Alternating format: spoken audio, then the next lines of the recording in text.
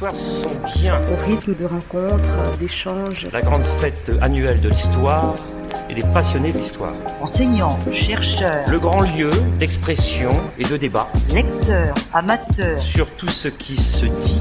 Curieux, rêveurs. Sur tout ce qui s'écrit. Qui aident à prendre la mesure des choses. À éclairer le présent et l'avenir. Dans l'espace et dans le temps.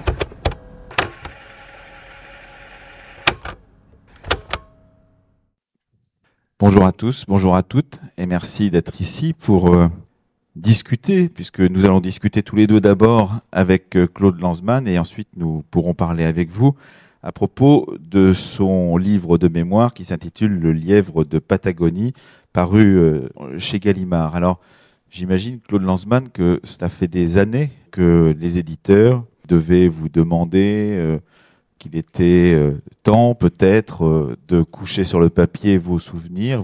Quel a été le déclic qui vous a conduit à vous mettre à dicter, puisque c'est la particularité de ce livre, d'avoir été dicté, mettre à dicter ce livre de mémoire et à vous lancer dans cette entreprise gigantesque, parce qu'il comporte plus de 500 pages avec de très nombreux allers-retours, une façon éclatée de montrer votre goût de la vie, ce qui est le plus flagrant quand on vous lit à l'intérieur de ce lièvre de Patagonie, Claude Lanzmann.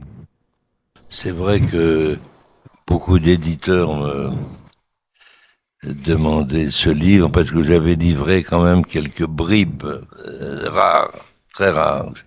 En fait, j'ai peu parlé de moi et les gens avaient sur moi des idées toutes faites et généralement fausses.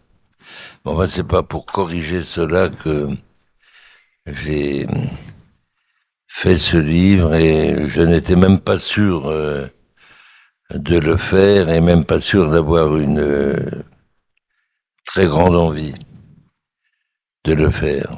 Je renâclais parce que après quand même le travail colossal de la réalisation de Shoah, et je me connais quand je me jette dans quelque chose, c'est une immersion complète et je me disais ça va être à nouveau quelque chose de très dur, de très long.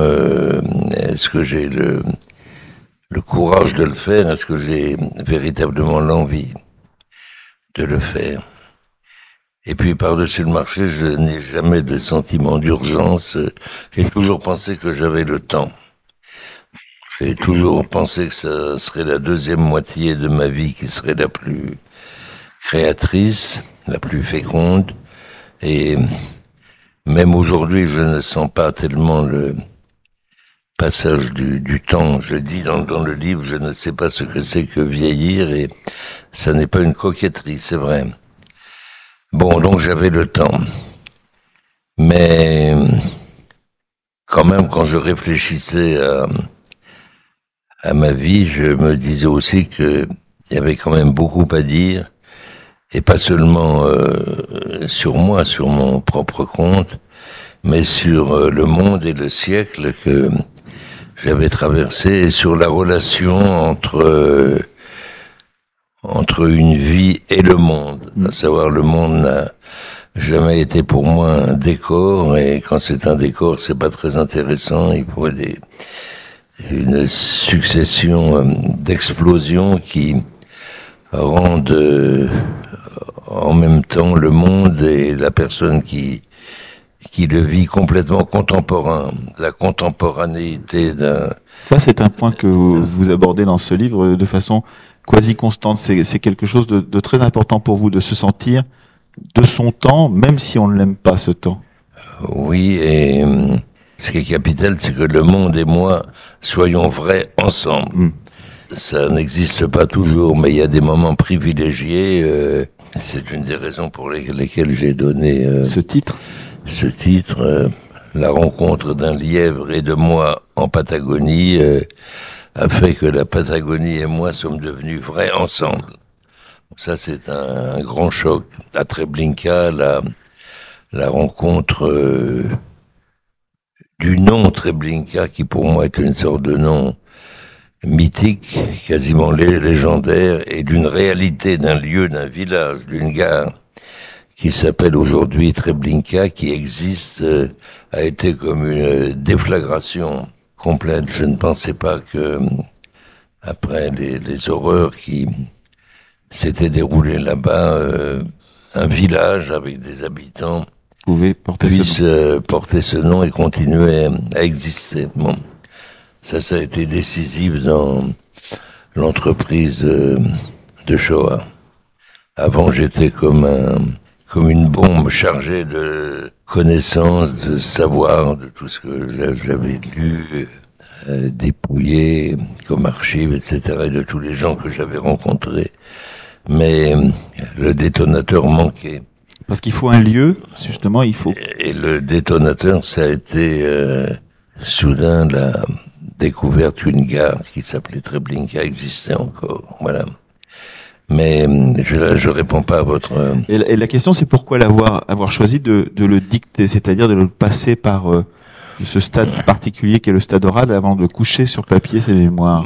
J'ai beaucoup écrit la plume à la main au cours de ma vie, des articles, beaucoup de choses. Mais je ne suis pas toujours content avec ma propre écriture. En général, les gens s'accordent à la trouver plutôt belle, mais quand je suis anxieux, fatigué, nerveux, moi je pense que cela se marque dans mon écriture et ça ne me plaît pas. Sartre disait cela très bien quand il parlait de sa propre écriture et il savait de quoi il parlait puisqu'il a beaucoup écrit.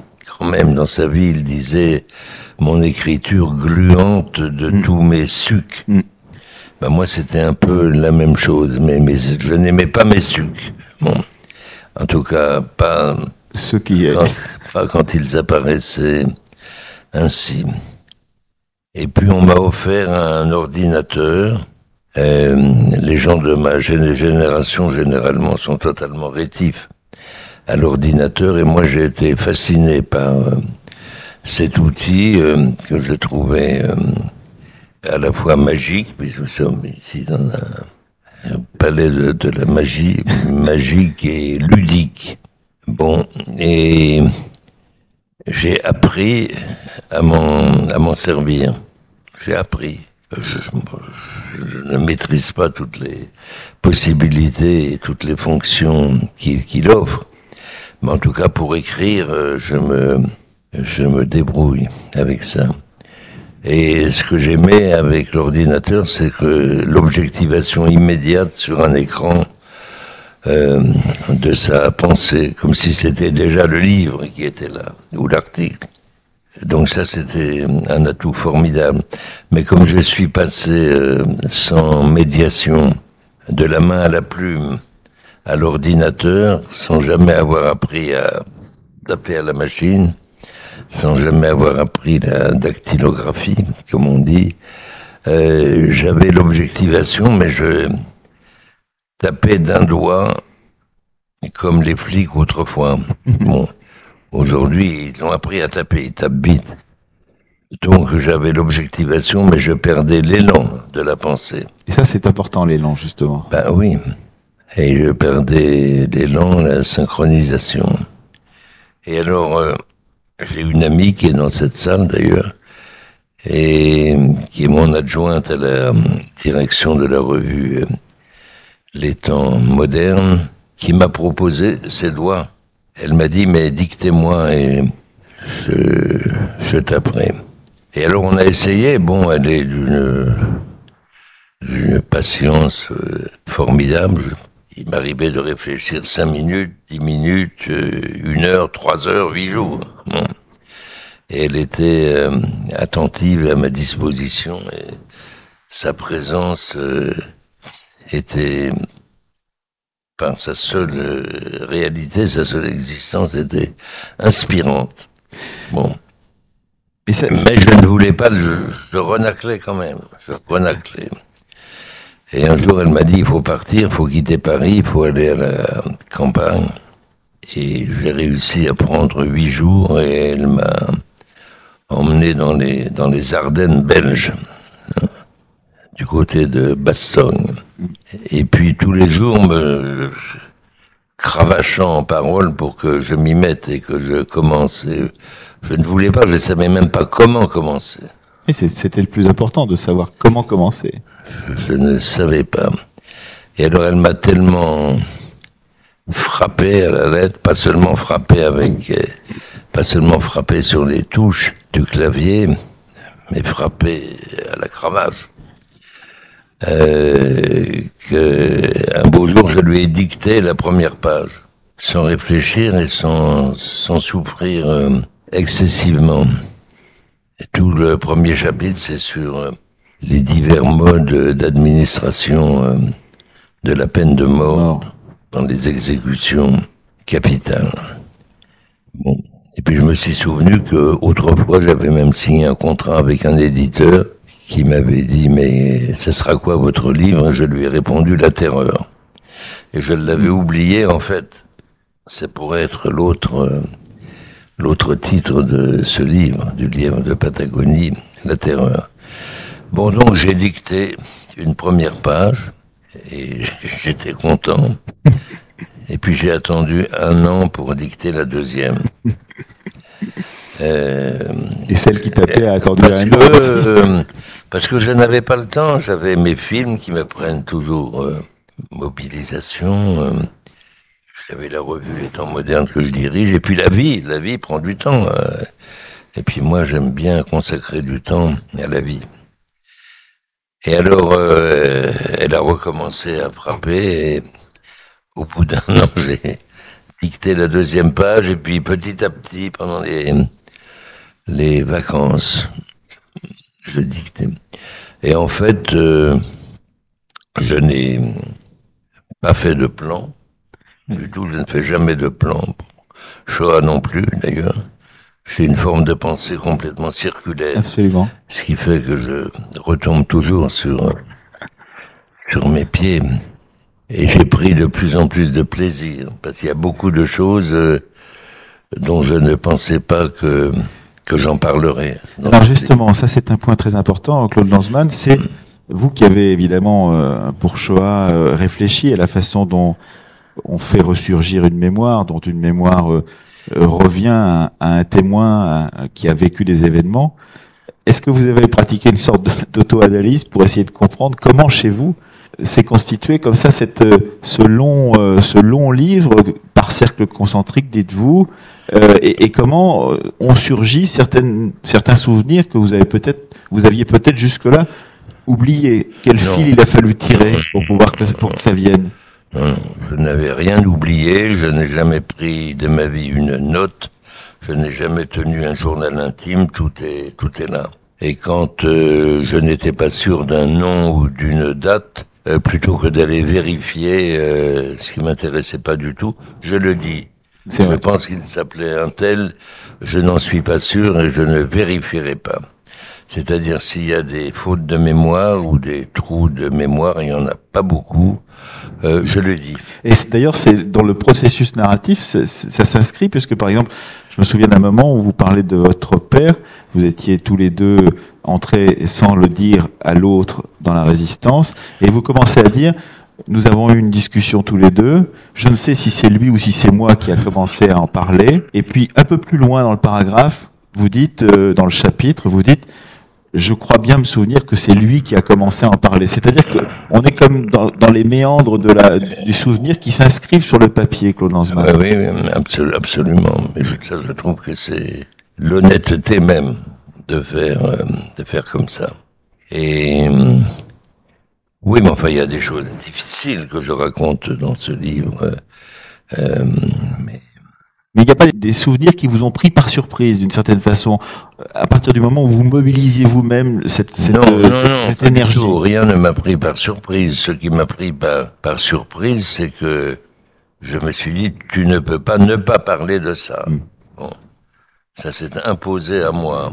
Les conflits très violents entre mes parents, par exemple, le suicide de ma sœur, des tas de choses comme ça, dont je ne pensais pas que j'en parlerais. eh bien, ça s'est imposé à moi. Comme j'avais de plus en plus de plaisir à écrire, voilà. Alors, vous nous avez proposé, pour cette discussion, de nous donner lecture de certains passages. On peut peut-être commencer tout de suite avec un des premiers passages que vous avez sélectionné qui tourne autour de la figure d'un peintre qui vous a marqué profondément et depuis longtemps, qui revient à plusieurs moments dans ce livre de Patagonie, c'est-à-dire Goya. C'est au tout début, je crois que c'est la petite... Voilà, vous l'avez, ça doit être là.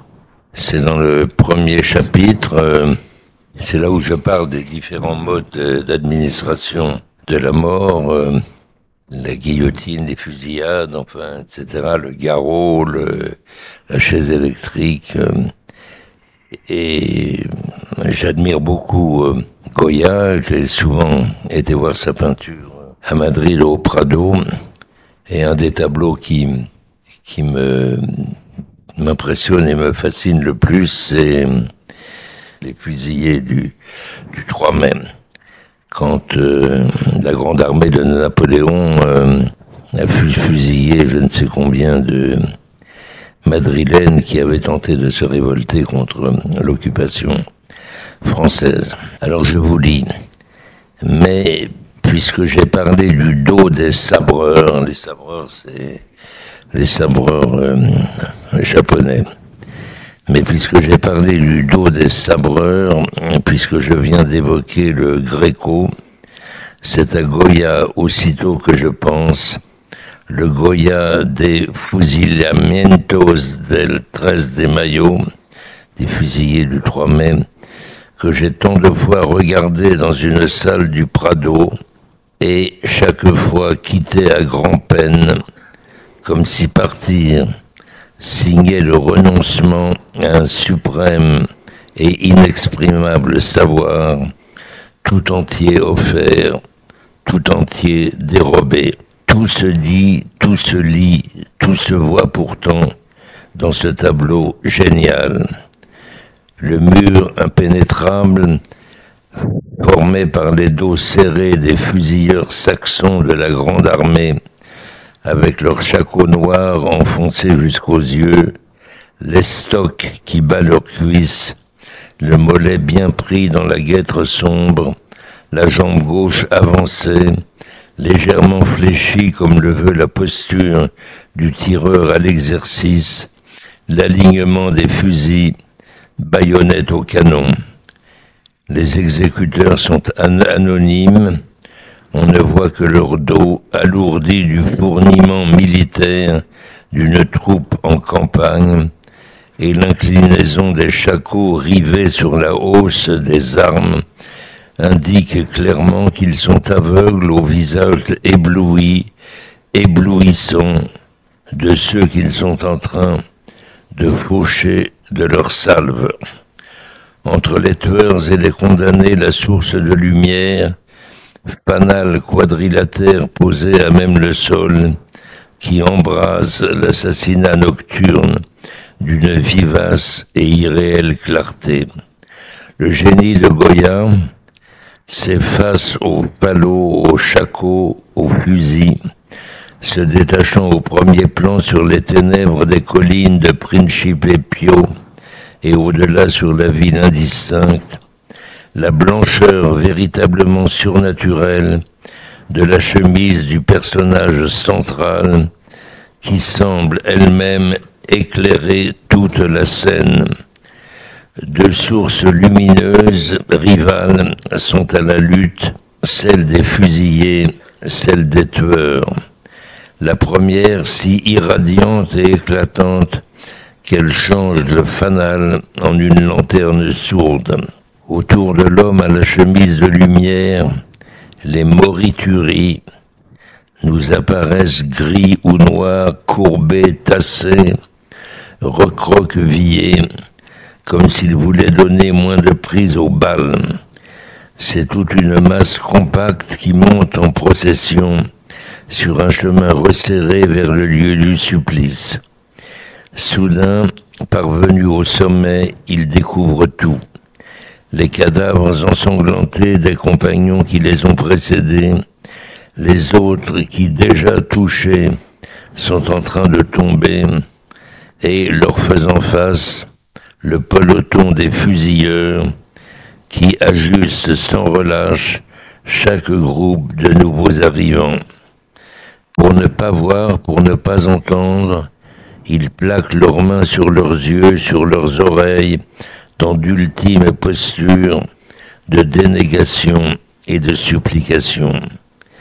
Mais au centre, au milieu de ceux qui reçoivent les décharges et s'affaissent, cœur absolu vers qui tout converge, agenouillé mais immense, plus immense encore d'être agenouillé, à l'instant d'être lui-même frappé, sa chemise de lumière toujours immaculée, l'homme en blanc regarde, lui, de tous ses yeux, sa mort imminente.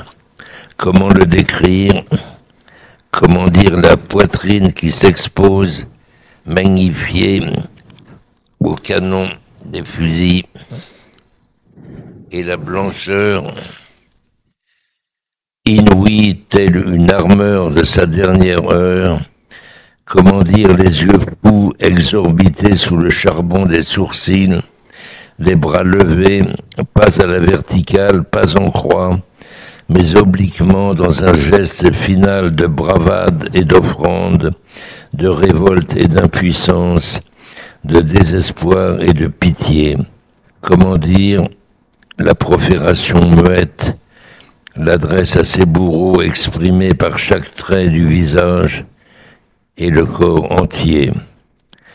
130 ans plus tard, en 1942, au fort du Mont-Valérien à Paris, s'inscrivant dans la même cohorte des héros de la nuit, le communiste Valentin Feldman apostrophait d'une parole inoubliable les soldats allemands qui le fusillaient.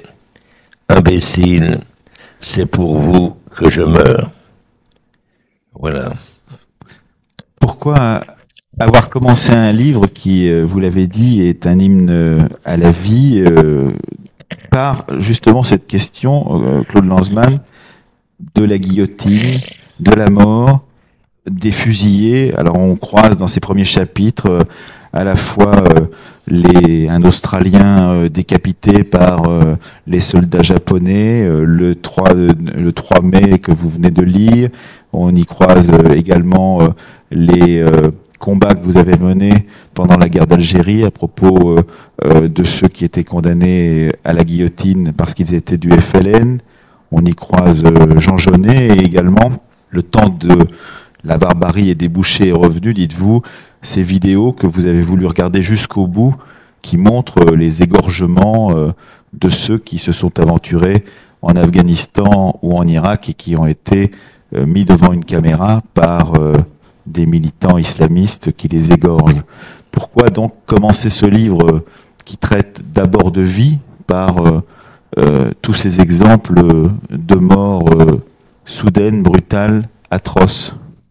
Je pense qu'il n'y a pas d'amour de la vie, et chez moi il y a un amour tout à fait déraisonnable. La vie est sans considérer la mort comme un scandale. Je ne me suis jamais fait à cela et je considère même que toute mort dite naturelle est une mort violente. Je ne crois pas du tout aux fables du passage paisible de la vie au trépas, aussi bien dans le laboureur et ses enfants de La Fontaine que dans la mort du père de famille de Greuze. Ça, ce sont des choses consolantes.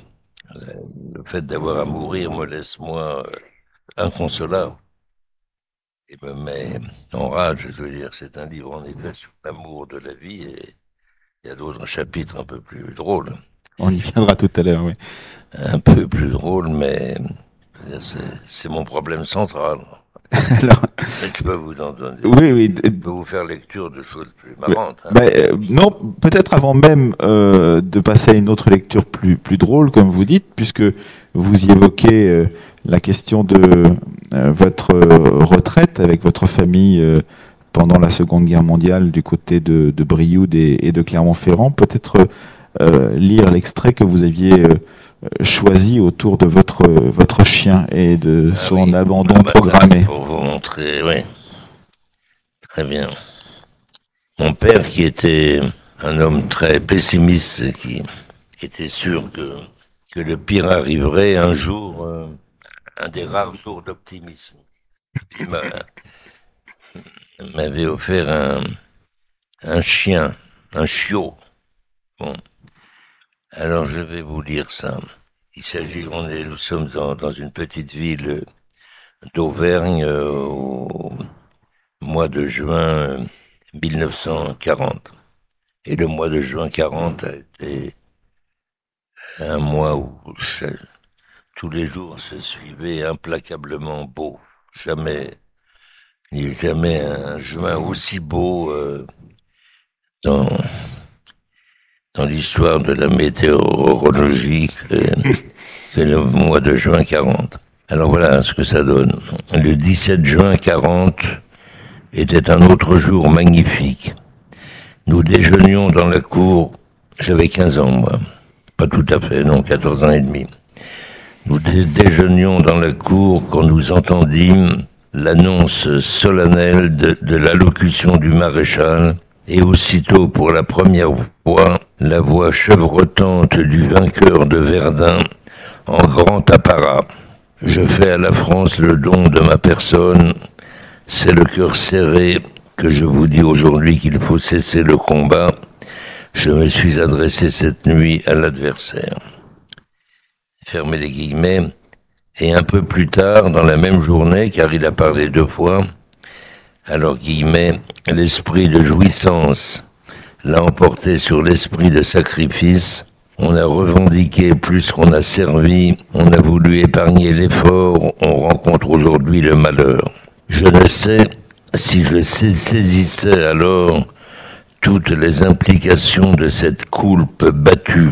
Je continuais à jouer avec mon chien, un chiot de 3 mois qui fonçait à pleine puissance sur tous les cailloux que je lançais pour le faire courir. C'était un Danois au pelage blanc tacheté de noir qui, adulte, se changerait en un molosse énorme, un dog terrible, identique à ceux que nous avions connus et qui nous effrayaient tant, mon frère, ma sœur et moi, quand, habitant encore Vaucresson avant la séparation de nos parents, nous remontions la longue côte conduisant de l'école à notre villa, en longeant une immense propriété gardée de jour comme de nuit par les monstres dont ne nous séparait qu'une simple grille ajourée au long de laquelle leurs courses et leurs aboiements féroces escortaient chacun de nos pas. Mon chien s'appelait Draghi. Il était de pure race. Mon père avait toujours aimé les chiens. Il me l'avait offert avant l'attaque allemande dans un de ces rares moments d'optimisme, voulant oublier ce dont il n'avait jamais cessé d'être convaincu, à savoir que le pire était sûr. Les discours de Pétain le rappelèrent à la réalité et à ses urgences. Il me prit à part le soir même et me dit « Tu ne peux plus garder Draghi ». Je questionnais, protestais, implorais, tempêtais. Il fut inflexible, me montra le mur gris de la maison mitoyenne. Nous devons désormais être gris comme ce mur, passer inaperçu, ne pas nous faire remarquer. Ton chien, dans quelques mois, sera trop voyant pour nous. Il avait raison, je le savais, mais le suppliais d'attendre encore un peu.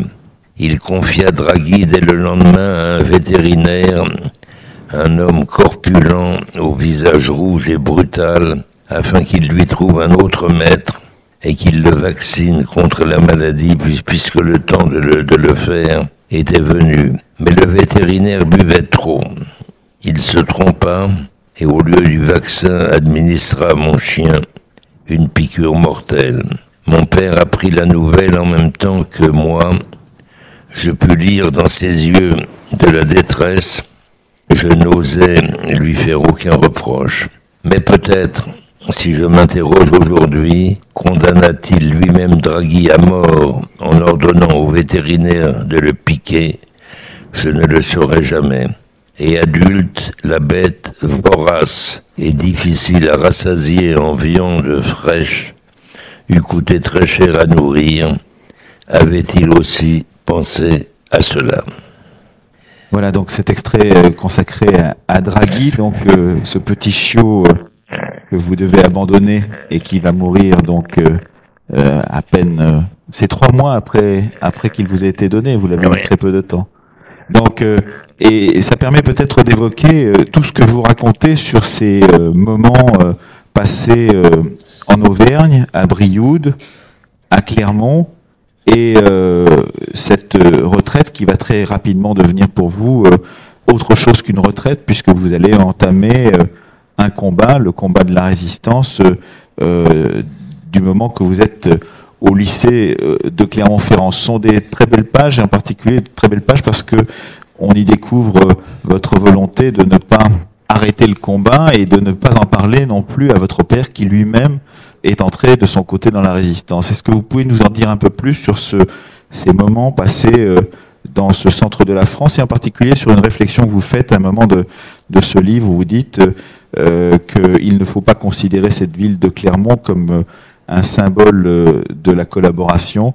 Vous dites à propos du fameux film Le Chagrin et la Pitié que la considérer comme le symbole de la collaboration, c'est une hérésie, et qu'elle fait au contraire un haut lieu de la résistance en prenant votre propre exemple, mais également l'exemple de ceux que vous avez croisés à Clermont-Ferrand pendant ces années de guerre, Claude Lanzmann. Oui, je le pense véritablement. Clermont-Ferrand, la ville elle-même, a été un haut lieu de la résistance française, et l'Auvergne aussi. Bon, mais il faut se bagarrer quelquefois contre les idées reçues. Un film comme Le Chagrin et la Pitié a ancré dans la mémoire des Français l'idée contraire, par exemple. Bon, je connais bien Marcel Ophuls. Je ne pense pas que ce soit de sa faute à lui, parce que ça n'est pas lui qui a conduit l'enquête. Les entretiens. Les entretiens, il a simplement tourné. Et pendant la guerre, il se trouvait aux États-Unis. Donc, ça donne une idée très très fausse de la réalité. Et cette réalité, c'était une réalité de résistance qui se passait comment justement dans cette ville de Clermont-Ferrand, puisque vous avez réussi à monter un réseau vous-même avec les autres lycéens du lycée Blaise Pascal, à vous entraîner, à vous organiser jusqu'à avoir quelqueà de sérieux débats. C'est moi qui ai organisé la résistance au lycée Blaise Pascal quand je suis entré là à l'automne 1943 en classe de lettres supérieure. J'étais déjà jeunesse communiste depuis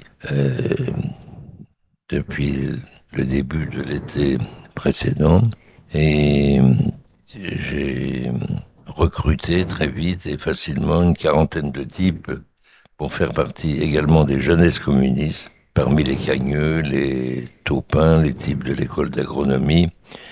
Et puis j'en ai enrôlé 250 ou 300 autres dans une organisation de masse du Parti communiste, mais sans leur dire. Qui ne disait pas son nom, évidemment. C'était une organisation de masse du parti qui s'appelait les FUJP, Fédération Unie des Jeunesses Patriotes. Mais ça, c'est une longue histoire compliquée.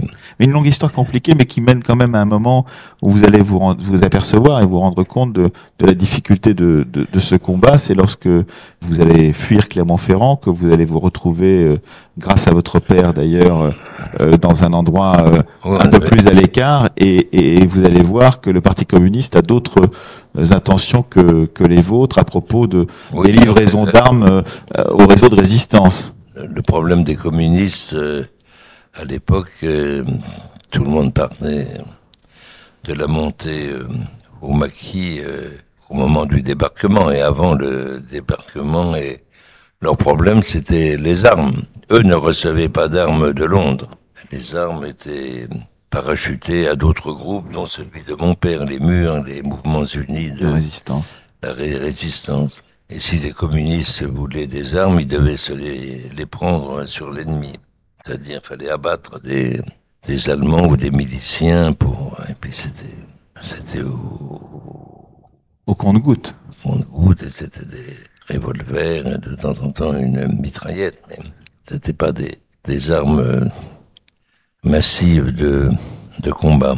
Et j'avais passé un accord avec mon père, mais j'ai pas noté tout ça. Alors, non, mais c'est juste. Non, mais c'est un moment important quand même de ce livre, un des moments importants de ce livre, parce que il vous éclaire vous-même sur la difficulté de ce type de combat clandestin, sur les tiraillements qu'il pouvait y avoir dans une résistance qui pouvait apparaître comme cela, unie de l'extérieur, mais qui ne l'était pas. Le Parti communiste avait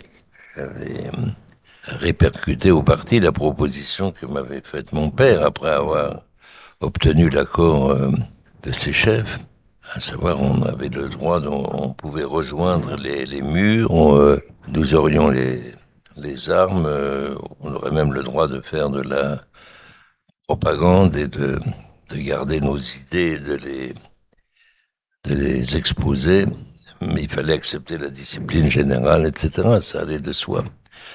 Et quand j'ai rapporté toutes ces propositions au Parti communiste, ils étaient enchantés, ils ont fait de moi une sorte de héros, ils m'ont décoré quasiment de l'ordre de Lénine. Et en fait, quand on a reçu les armes, après être monté... au maquis le maquis était avant le maquis. Quand on a reçu les armes, soudain ils m'ont envoyé des émissaires en me disant qu'on devait voler des camions et les armes et rejoindre un maquis FTB, c'est-à-dire rupture d'un contrat qui avait été passé. Alors ça, j'ai refusé catégoriquement. Et la moitié des gens qui étaient avec moi sont partis. Je leur ai dit, vous partez sans armes.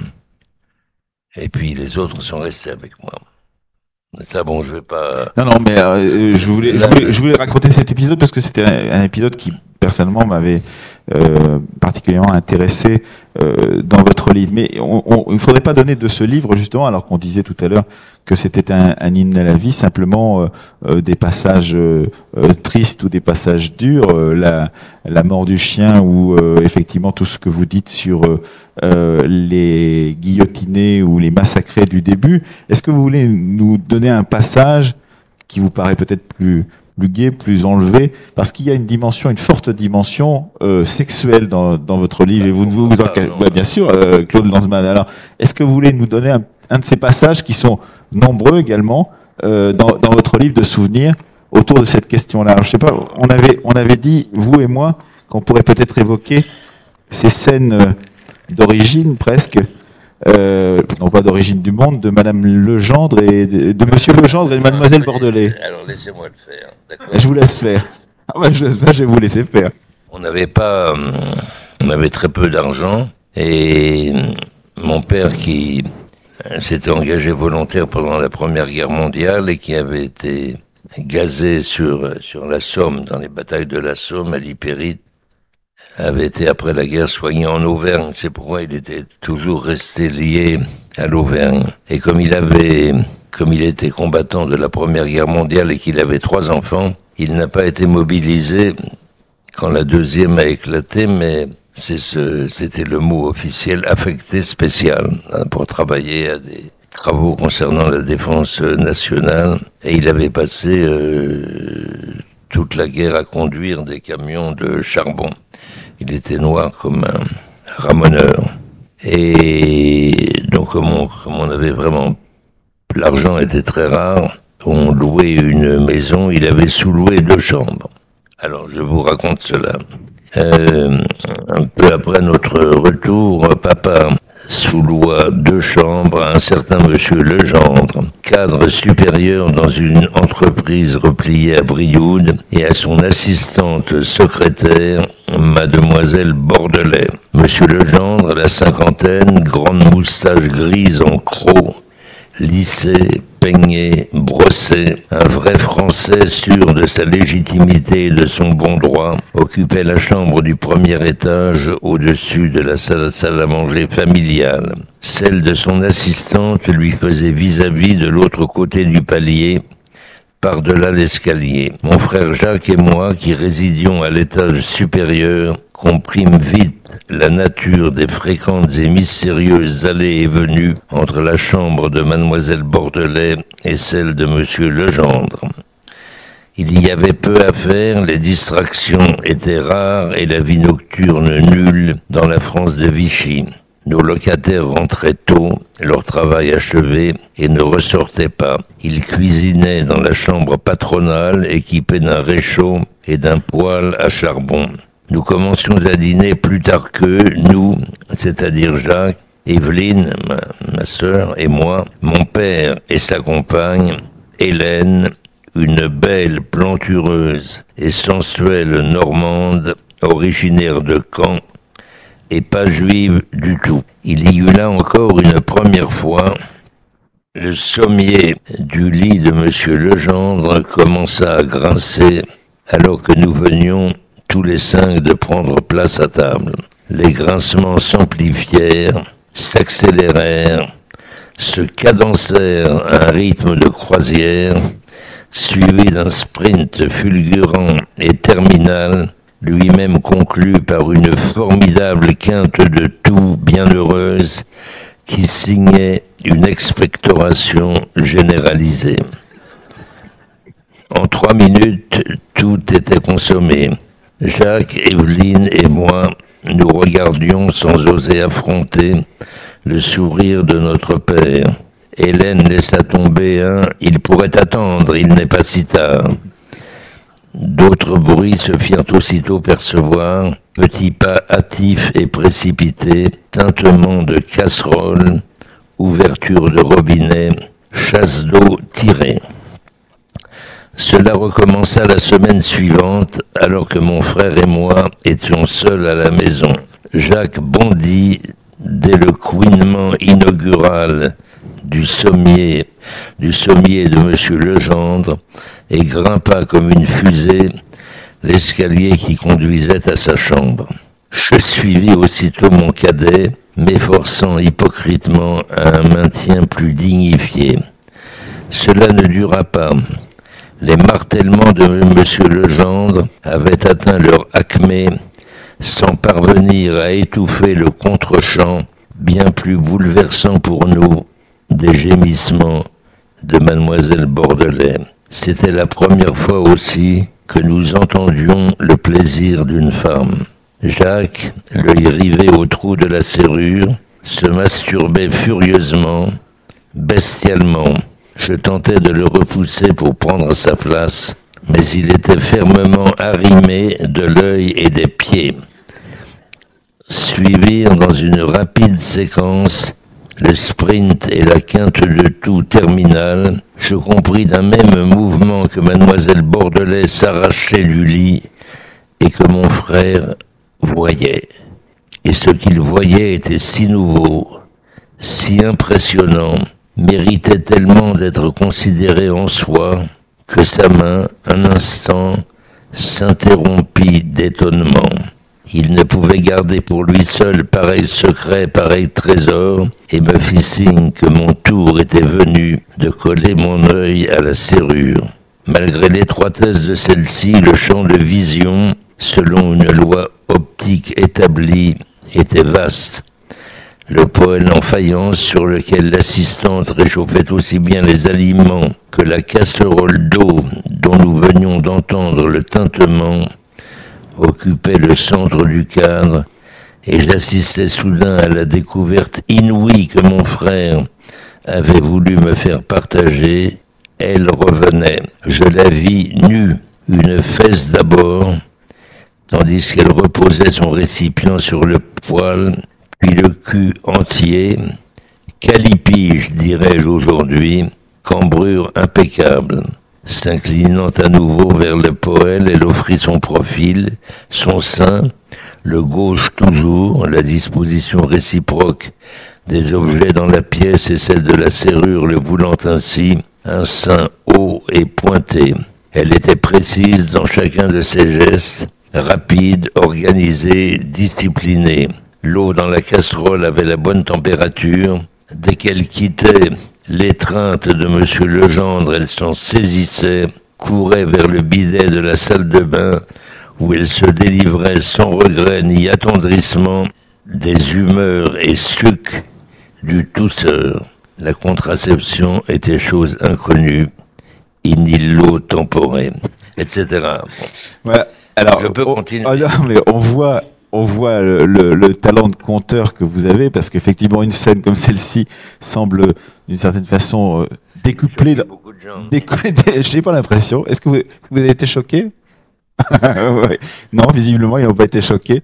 Mais c'est surtout qu'elle est décuplée dans l'espace et dans le temps. C'est-à-dire que une scène qui a duré quelques secondes, dont on imagine bien qu'elle était très courte, et d'autant que vous racontez que ces ébats étaient très courts, eh bien, vous la décuplez dans le temps. C'est ça qui est assez extraordinaire. Vous voulez allez-y. Je vous laisse en lire une autre. Oui, après la guerre, beaucoup d'événements se sont passés. Mais nous avons retrouvé notre mère qui avait passé toute la guerre à Paris, clandestinement, caché malgré un type juif formidable. Et ma mère vivait avec un poète surréaliste serbe qui s'appelait Moni de Bouli, fils de banquier de Belgrade qui avait été assassiné par les Allemands. Et ce sont les surréalistes français qui l'avaient convoqué à Paris, à savoir Breton, Aragon, Éloi. Et il a été de toute l'aventure surréaliste. Mais il n'avait aucun problème puisqu'il était fils de riches banquiers. Ses parents lui servaient une pension mensuelle. Mais la guerre survenue, la Yougoslavie envahie, les parents ont été déporté, tué tout de suite. Il a dû s'inventer un métier. Et c'est un homme que les trois enfants, mon frère, ma sœur et moi, avons absolument adoré. Adoré à la fois par l'amour qu'il portait à notre mère, qu'il n'a jamais trompé, par son intelligence, sa générosité, sa cocasserie, sa drôlerie proprement, sa drôlerie surréaliste. Enfin, il était d'une drôlerie. Et ma mère, après la guerre, tenait un salon littéraire où tous les surréalistes venaient. Alors, voilà. Moi, j'étais interne en Cagne au lycée Louis-le-Grand à Paris, après la guerre. Alors, mais comme les lionnes entraînent leurs lionceaux à la chasse, Moni nous instruisait lui aussi, mon frère et moi. Co, c'était un ami qui est secrétaire de Sartre, Jean Co. Co, quelquefois, se joignait à nous des manèges de la séduction, de mille ruses et stratagèmes, tous fondés sur l'effet de surprise, créé par son maniement éblouissant du langage et son don proprement surréaliste de la provocation. Il lui arrivait les soirs d'été, après le dîner, de dire à Paulette, c'était ma mère, qui sinuait dans l'appartement comme à son accoutumée, « Je les emmène, il faut les éduquer un peu ». Elle nous bénissait de son beau regard enveloppant et nous piaffions de joie, tant Moni, nous l'avions expérimenté, était imaginatif et radicalement dépourvu de ce qu'on appelle à tort le respect humain, autre nom du conformisme.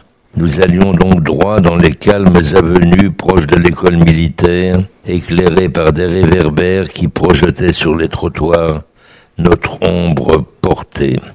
Une grande belle femme, trentenaire au sévère visage, accompagnée de sa suivante, allait nous croiser, et soudain, la sombre voix sépulcrale de Moni l'arrêta net, l'interloquant dans sa marche, irrésistiblement. « Oh, madame, ne marchez pas sur mon ombre, elle a mal. » Alors, sans lui laisser le temps de passer son chemin et de reprendre contenance, Moni lui prit la main, la baisa avec cérémonie et me désignant, « Je vous présente Claude, mon beau-fils, un garçon génial, interne au lycée Louis-le-Grand, qui revient de la guerre. » J'étais seul avec lui cette nuit-là. La dame était complètement désarmée par le caractère inhabituel de la situation. On ne drague pas en famille. Moni seul parlait, je me taisais. Il me glorifiait pour faire de moi un objet de convoitise. Nous sûmes très vite le prénom de la belle, Élise, et qu'elle possédait un grand salon de coiffure avec 20 employés au cœur du 16e arrondissement. Moni proposa alors, c'était la règle, il était d'une fidélité absolue, il n'a jamais trompé ma mère, d'aller prendre un verre rue Alexandre Cabanel. Paulette serait enchantée de la connaître. Ainsi fut fait. Élise Tourneboulet, tout à la fois complimentée et mise à la question par ma mère, tomba amoureuse de la famille en bloc et ne put résister aux couronnes de louanges qui m'étaient tressées. Elle devint ma maîtresse le samedi suivant. Cela dura 1 année. Nous nous retrouvions soit dans ma chambre de bonne, ce qui excitait fort la grande bourgeoise qu'elle était, soit dans un boudoir de l'immense appartement de la rue de Longchamp, qu'elle partageait avec un mari désaimé et même haï, comme il arrive souvent quand les femmes se sont résolues à prendre un amant. Le rituel du boudoir différait de celui de la chambre de bonne. Celle-ci, en vérité, ne prêtait ni aux langueurs ni aux préliminaires, à peine à la parole. Le boudoir, au contraire, était une étroite mais confortable bonbonnière aux murs tapissés de tissu, avec des fauteuils et des sofas profonds, une porte d'acajou qui s'ouvrait sur un bar richement pourvu en alcool fort. Puisque je faisais de la philosophie, ma belle patronne tenait à ce que je lui en enseignasse. Il était impératif lors de nos conversations, lors de nos rencontres, rue de Longchamp, de commencer par des conversations élevées, avec objection, et de ma part, réponse qui devait emporter l'adhésion.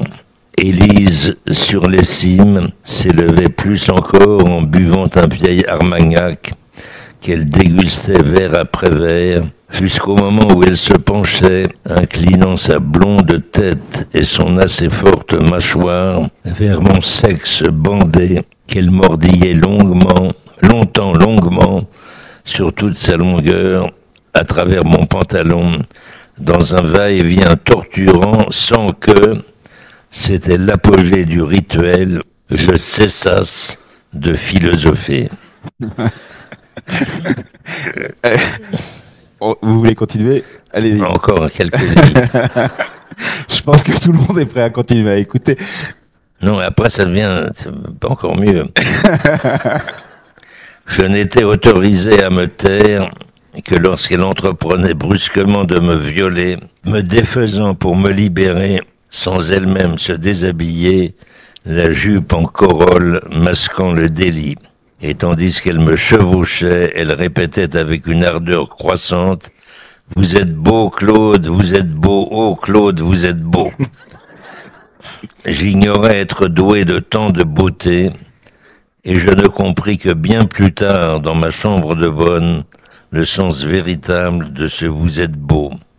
Un matin, après une rude nuit, ayant, une fois n'est pas coutume, perdu ma maîtrise, le visage d'Élise se fit tout à coup presque laid et méchant, violente métamorphose ponctuée d'un dépité « Oh Claude, vous n'êtes plus beau ».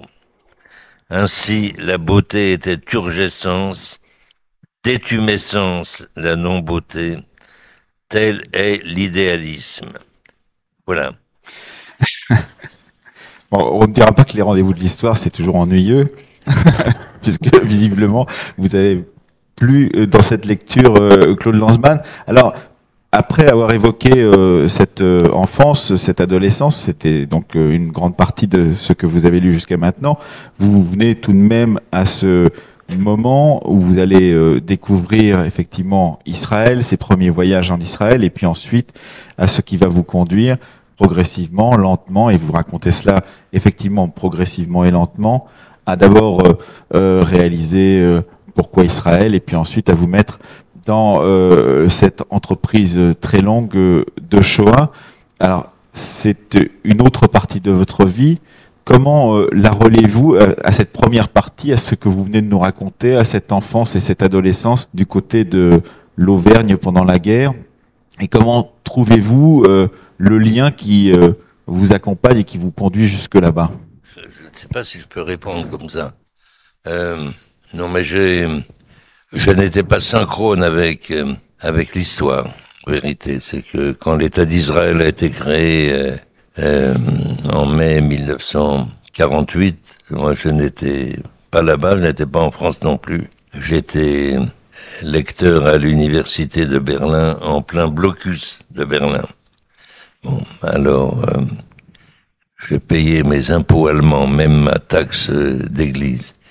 C'est seulement plus tard en 1952, que j'étais en Israël pour la première fois, et jusque-là, moi, je vivais, en ce qui concerne ma condition de juif, je vivais sur un livre de Jean-Paul Sartre, des réflexions sur la question juive. À savoir, c'est un livre magnifique dans tout le portrait qu'il brosse, encore magnifique aujourd'hui, de l'antisémite et de toutes les conduites de ce qu'il appelle le juif inauthentique.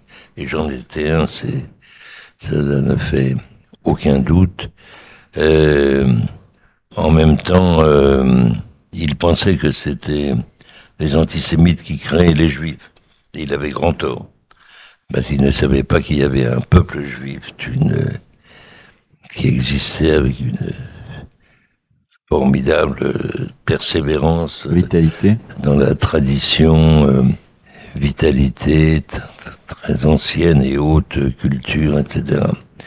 Et bref, quand je suis parti en Israël pour la première fois, j'ai été mon ignorance radicale de la judéité a été confrontée à de drôles de rencontres. Si vous voulez, je peux vous dire. Oui.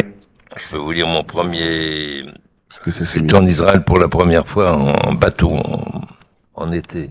Il y a au moins deux choses que je voudrais dire là, mais peut-être jouais-je à me faire peur, mais je vécus l'embarquement des Juifs sur le SS Kedma. SS, ça veut dire steamship, bateau à vapeur. Sur le SS Kedma dans le port de Marseille, comme le départ d'une déportation.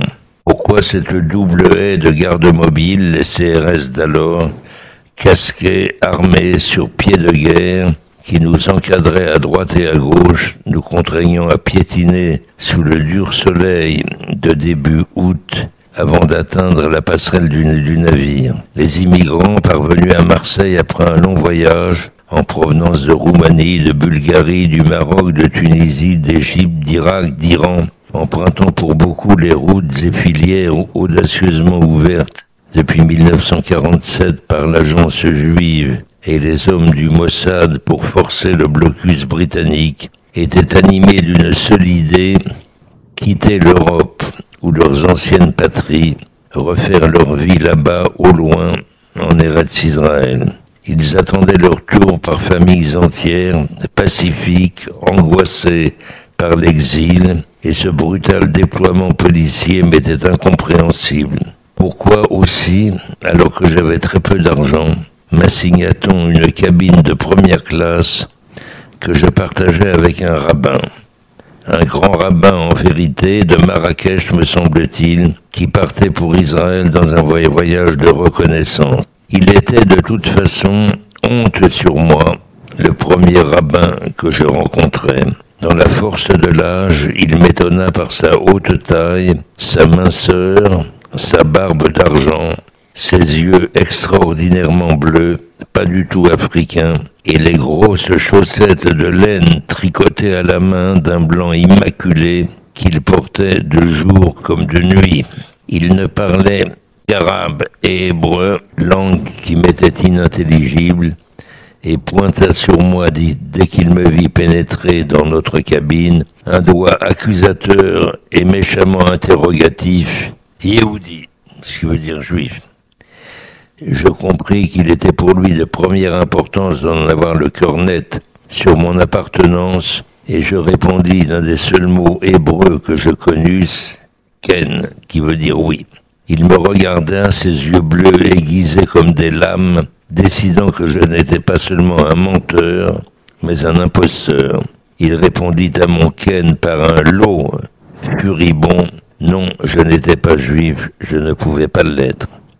C'est l'antisémite qui crée le juif des réflexions sartriennes, ou encore la condition réflexive de l'homme juif de mon ami Robert Misrahi, qui s'échinait à générer l'identité juive dans un vacuum conceptuel, en prirent un rude coup avant même que le Kedma n'eût levé l'ancre.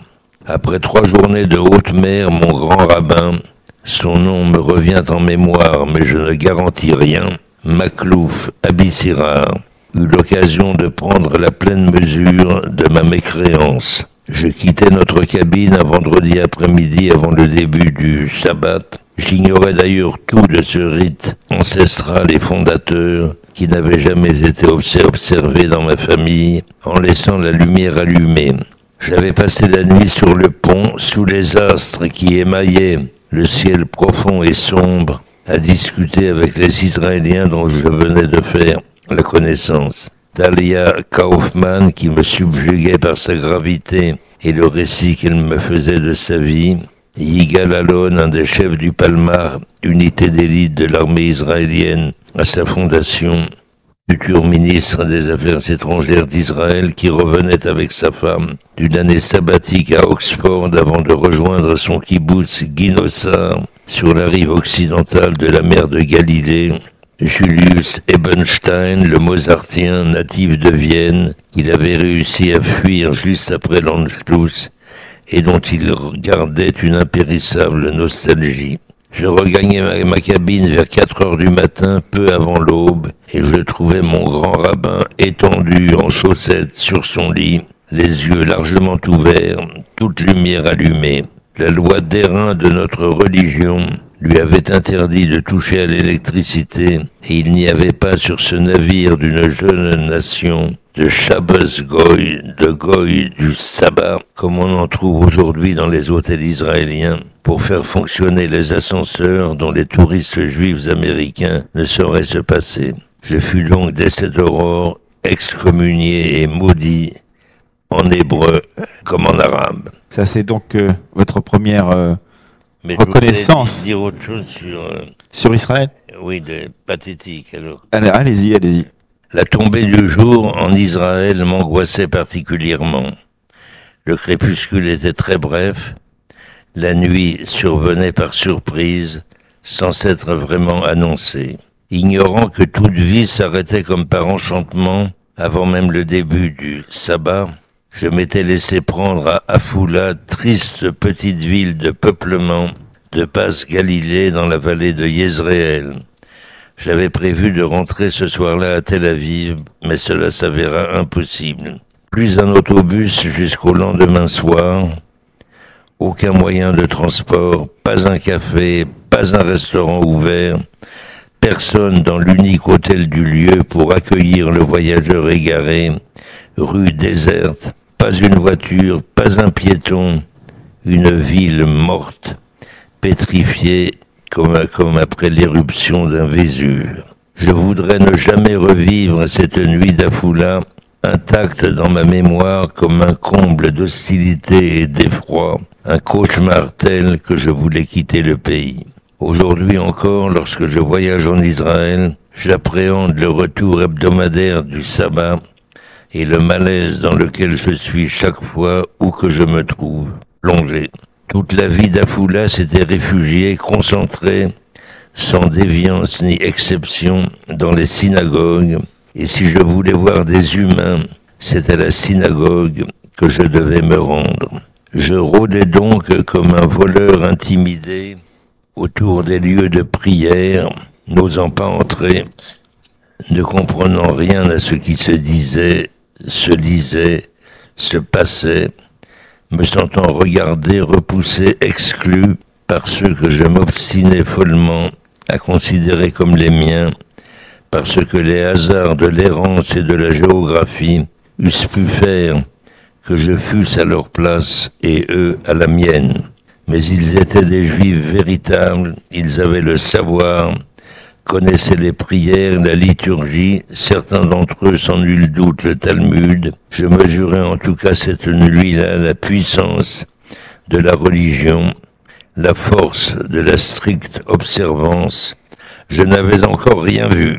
À Jérusalem, pour Simchat Torah, ça veut dire la joie de la Torah, on célèbre dans toutes les synagogues et les rues alentours la fin de la lecture de la Torah et son recommencement. Cette fête d'éternité a lieu une fois l'an et à Mea Shearim, quartier où se vit un judaïsme radical et sans compromis, je ne pouvais m'arracher au spectacle stupéfiant dont j'étais le témoin. Dans la chaleur d'une nuit d'octobre, vêtus de leurs lourds cafetans faits pour les climats de Pologne, chapeautés de streimel, sorte de chapka, capables de danser toute une nuit sans trêve ni repos, avec une ardeur que le sublime de la circonstance exige toujours renouveler, serrant du bras droit contre la poitrine leur dernier né, depuis longtemps endormi par l'infatigable galop paternel, et du gauche le rouleau sacré de la Torah, dont la lecture reprendra à l'aube. Extatiques et ruisselants de sueur, les orthodoxes chassidiques attestent la formidable dimension mystique du judaïsme extrême. Celui aussi des rabbins miraculeux, rabbins révérés, vers lesquels accourent comme des suppliants les étudiants talmudiques qui ne veulent tenir leur savoir que de pareils maîtres, qui le tiennent eux-mêmes d'un autre grand maître, qui, à son tour, etc. Telle est la sainteté de la tradition, cœur brûlant du judaïsme. On m'entraîna le lendemain de Simchat Torah dans la yeshiva du maître, le plus vénéré d'alors, descendant la yeshiva, c'est une école talmudique. Dans la yeshiva du maître le plus vénéré d'alors, descendant d'une fondatrice lignée lituanienne, très vieux, il avait par une chance extraordinaire survécu à la Shoah. Au bout d'une longue table, il présidait, entouré d'autres hommes en noir, enseignants de sa congrégation, et les étudiants, tous coiffés du chapeau noir à large bord, semblaient s'être disposés de chaque côté de la table, et jusqu'à son babou, par ordre d'âge et d'importance décroissant. Devant chacun des convives, une assiette, et plus l'on s'éloignait du maître, plus la turbulence était grande. Déjà, sans que j'en comprisse la raison, ils se poussaient, se bousculaient les uns les autres, cherchant à approcher au plus près de la table qui faisait bien 10 mètres de long. Et soudain, un immense silence palpable et admiratif immobilisa chacun, fit taire les conversations, tous les regards brûlants d'envie convergèrent vers plusieurs plats de harengs qu'on venait de déposer devant le maître. La lumière baisse, je voulais. Devant le maître. Il commença à manger avec onction et appétit, attrapant de temps en temps un hareng pour l'offrir à un de ses proches, qui se confondait en remerciements, exprimant tout à la fois sa reconnaissance pour la nourriture et sa dévotion pour la transsubstantiation dont le toucher magistral avait affecté l'ordinaire d'un repas juif. Cependant, les affamés, nourris tout le jour d'études talmudiques, épuisés par les basculements et torsions interminables de leur tronc, piaffaient de plus en plus à l'autre bout. Alors, avec la prestesse et la précision quasi diabolique d'un lanceur de couteau ou de javelot, le vieux rabbin se saisissait d'un hareng qu'il projetait à toute volée vers telle assiette de son choix, sans pratiquement jamais manquer sa cible. Le désigné, tout rouge de son élection, devait aussitôt défendre son bien contre les avides bouches voisines.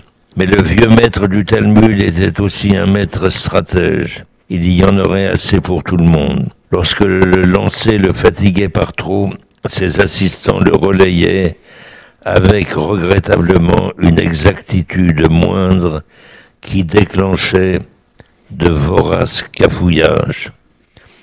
Pour moi, il s'agissait d'une scène primitive, initiatique, parfaitement bouleversante, pas du tout pittoresque. Ces mangeurs de harançors au mi-temps de la Tséna. La Tséna, c'est à l'époque où j'étais en Israël, on crevait de faim là-bas. On appelait cela l'austérité, la Tséna. Il n'y avait rien à manger. Donc ces mangeurs de harançors au mi-temps de la Tséna, ces intrépides, ces intraitables étaient mon peuple, le peuple juif, plus fort que 1000 morts, et je ne les renierai pas. J'aurais souhaité que Sartre, l'auteur des Réflexions, mon ami, fût auprès de moi ce soir-là, je lui raconterais ce que je venais de voir. Pardonnez-moi d'être long, mais... Il fallait aller jusqu'à ce... Il fallait aller jusqu'au bout de ce paragraphe, Claude Lanzmann. Peut-être aussi pour expliquer ce long cheminement. On est dans ses mémoires. Beau quand même, oui, hein. on est dans ses mémoires à 200, à la moitié du livre, et il va falloir encore bien du temps pour arriver à ce que vous racontez, ce cheminement que j'évoquais déjà tout à l'heure, pour aller jusqu'à Shoah. J'aimerais que vous nous lisiez peut-être ce passage absolument extraordinaire de votre attente et de votre découverte de celui qui, selon vous, était essentiel dans cette entreprise de Shoah, c'est-à-dire le personnage d'Abraham Bomba. Bon, quand même, je vous explique en quelques mots pourquoi je tenais tellement à cet homme. Je veux dire, Shoah n'est pas du tout un film sur la survie, sur les survivants, mais c'est un film sur les morts, sur la mort. Et les quelques protagonistes juifs qui interviennent dans le film, je les ai choisis parce qu'ils étaient tous membres du Sonderkommando, des commandos spéciaux, et c'est eux qui assuraient la maintenance, si je puis dire, des camps d'extermination, et ils étaient périodiquement liquidés par les nazis, tués, parce que personne ne devait jamais pouvoir porter témoignage. Bon, et ce coiffeur, qu'on appelle maintenant le coiffeur de Treblinka depuis mon film, je savais qu'il existait, je savais qu'il vivait aux États-Unis, mais personne n'était capable de me donner une adresse et un moyen de le retrouver. Alors, c'était une très longue et difficile entreprise. Et j'avais fini par me procurer une très ancienne adresse d'Abraham Bomba dans un quartier du Bronx. Au cours d'un de mes passages à New York, après avoir une fois de plus dépouillé en vain tous les annuaires téléphoniques, je décidai de me rendre sur place. C'était un immeuble délabré, sans ascenseur, aux murs noircis par la suie d'un incendie récent, comme beaucoup d'autres dans le voisinage.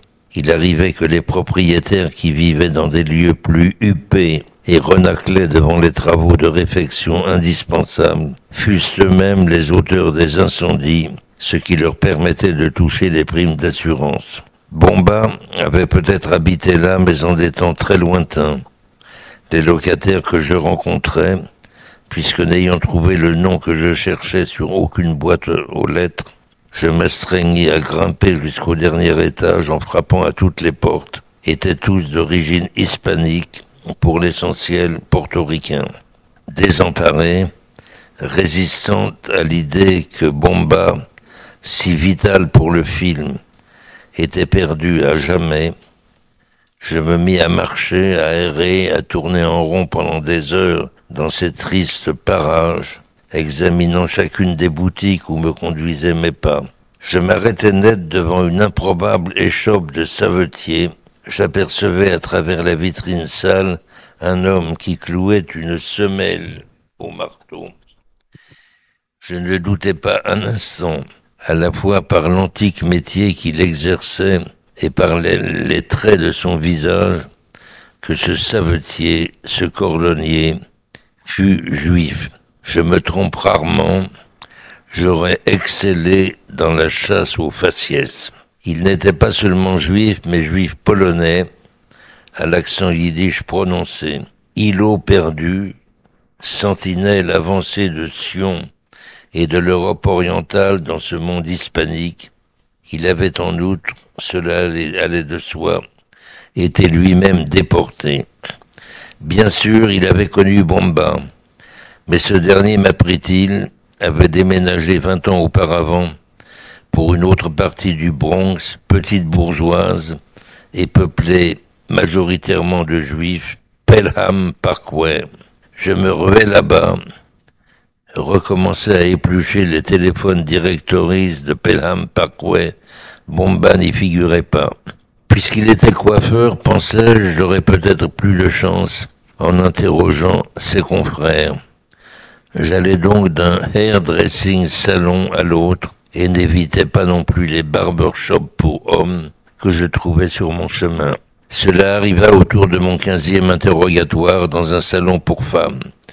Je ne sais comment elle parvint à m'entendre, mais une cliente sortit tout à coup comme une tortue, sa tête hérissée de rouleaux et d'épingles et du casque sous lequel on lui faisait ce qu'on appelle, je crois, une permanente, et s'écria à mon intention « I know him, I know where he lives, it is not far ».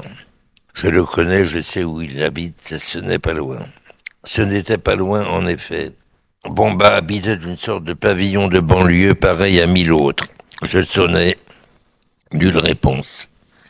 Je décidai de rester. La nuit tombait quand arriva une adolescente.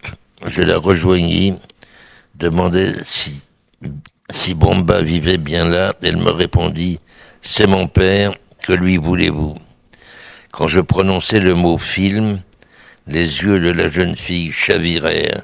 « Hollywood » murmura-t-elle interrogativement. J'appris que ses parents rentreraient ensemble, mais pas avant 9 heures du soir.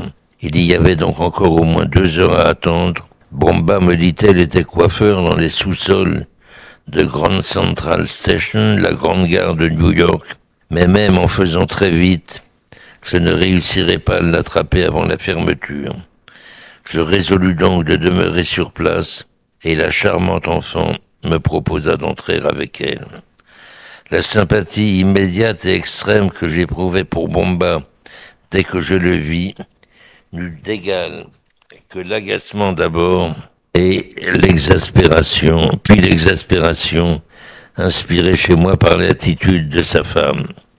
Elle ne pensait sûrement pas à mal, mais ne le laissait pas placer un mot. Elle devançait toutes ses réponses, rendant la conversation impossible.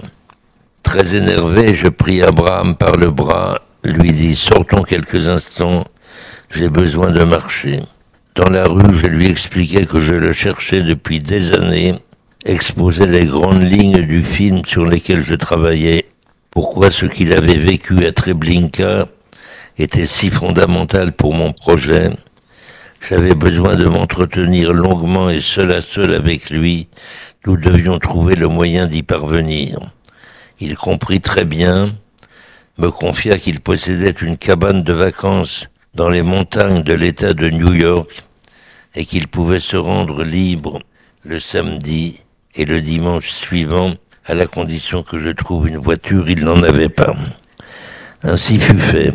Je louai un véhicule, l'arrachai à sa terrible épouse. Tôt le matin, nous franchîmes l'Hudson River et ses berges de commencement du monde sur le pont de Tarrytown et grimpâmes loin upstate New York, comme on dit, en direction d'Albany. Je n'avais avec moi aucun outil d'enregistrement, pas de caméra, pas même un magnétophone, à peine de quoi prendre des notes. Mes mains étaient nues, j'avais l'intuition qu'il le fallait. Je passais avec Bomba tout l'après-midi du samedi, une partie de la nuit, et la journée du dimanche tout entière, le ramenant tard chez lui, à Pelham Parkway. Ce furent 2 journées cruciales, non seulement parce qu'il m'apprenait, que j'ignorais, que tous ignoraient, et qui faisaient de lui un témoin unique, mais encore parce qu'elles me livrèrent la clé de ce que devait être ma posture face au protagoniste juif de mon film. Dans son mauvais anglais rocailleux, Bomba, le coiffeur, était un orateur magnifique, et je crois qu'il me parla pendant ces 48 heures, comme s'il n'avait jamais parlé devant personne, comme s'il le faisait pour la première fois. Jamais quelqu'un d'autre ne l'avait écouté, en lui témoignant une aussi fraternelle et sourcilleuse attention, qui le contraignait par tous les détails avec lesquels je lui demandais de fouiller sa mémoire, à se réimmerger de plus en plus profondément dans les indescriptibles moments qu'il avait passés à l'intérieur de la chambre à gaz. Je compris qu'afin d'être capable de le filmer, lui et ses pareils, je devais à l'avance tout savoir sur eux, ou du moins en savoir le plus possible. On ne sait jamais tout, car obtenir semblable reviviscence requérait que je puisse leur apporter à tout instant une aide, ne signifiant pas ici je ne sais quel secours compassionnel, mais d'abord la possession de la connaissance nécessaire pour oser interroger ou interrompre ou remettre dans le droit fil, pour poser les bonnes questions à leur heure. Entre Bomba et moi, lorsque je le quittais, l'une d'elles, en tout cas, était résolue, la question de confiance.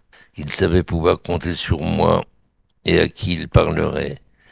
Sur la route du retour, je lui demandais s'il acceptait de tourner dans mon film, mais j'étais incapable de lui dire quand cela aurait lieu, dans 1 an, 2, ou peut-être 3 ans, les problèmes d'argent n'étant pas du tout réglés. Il consentit avec gravité et joie, je crois, car la nécessité absolue de porter témoignage lui était apparue. Je lui dis aussi que je reprendrai contact avec lui dès que je pourrai fixer une date. En fait, il a disparu à nouveau. C'était très... Vous le verrez en fait 2 ans plus tard, je crois, en Israël, et c'est là où vous le rencontrerez donc pour lui demander ce témoignage, et vous aurez cette idée, c'est ce que vous racontez, de le remettre dans une sorte de position particulière, puisque vous lui demanderez de retourner dans un salon de coiffure, et c'est cette scène que l'on connaît évidemment, que vous avez tournée avec lui. Alors peut-être peut-on passer aux questions maintenant qu'on a abordé une grande partie, et pas tout, madame, de ce qu'il y a dans ce livre. Est-ce que vous voulez poser des questions à Claude Lanzmann sur cet ouvrage et lui demander d'éclairer certaines des positions de ce qu'il a affirmé, de ce qu'il a raconté dans ce que vous avez pu entendre de cette lecture? Je vois une main qui se lève à droite, monsieur. Oui, en fait, moi, je veux poser une question assez simple. C'est peut-être parce que je connais pas assez bien votre biographie, tout simplement. J'aurais aimé savoir, finalement, combien d'années ça représente pour vous, donc, la réalisation de ce film Shoah. Au total, quel a été votre investissement, quoi? Parce que c'est vrai que là, vous parlez d'une interview qui a mis des années avant qu'on ait pu la faire. Donc voilà. Tout le travail de préparation, de réflexion, de conception, d'enquête exploratoire, de tournage, de montage, ça a duré 12 ans. 12 ans, jour après jour. Je n'ai fait que ça.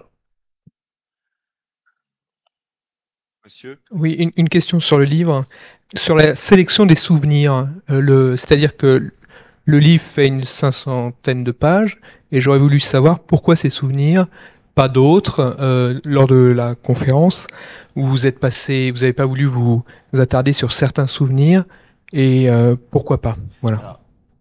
J'ai vraiment parlé des choses les plus importantes pour moi, de ce qui a vraiment compté dans ma vie et de ce qui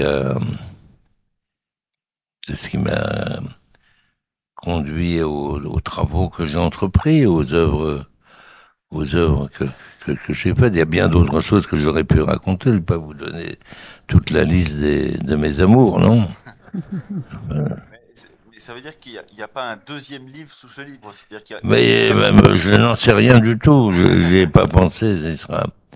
peut-être beaucoup moins intéressant, j'en sais rien, ou plus. Il y a déjà ça, c'est pas mal, faut pas... Vous dites que votre travail, enfin votre quête qui a mené à Shoah, c'est sur les morts et la mort.